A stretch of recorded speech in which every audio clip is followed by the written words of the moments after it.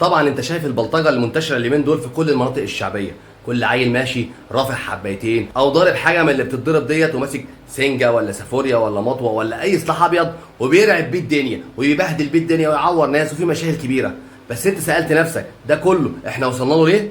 وصلنا له عشان خاطر الاساتذه المسؤولين عن الفن اللي سمحوا بالمهرجانات، اغاني المهرجانات الشعبيه المنيله ب 60 نيله اللي عماله تقول مش عارف اذبح واقتل واعمل، والناس دي سامحه بيها.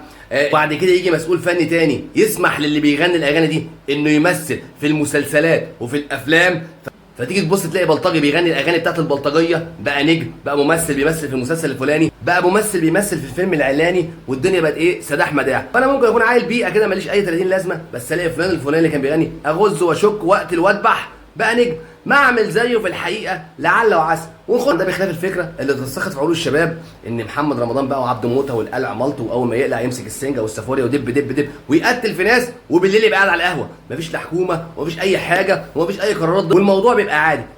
ده اللي السينما المصريه وصلته لكم، ان انت ممكن تعمل جرايم وبالليل تقعد على القهوه تلعب دومنه على المشاريب عادي، فده مالوش اي 30 لازمه.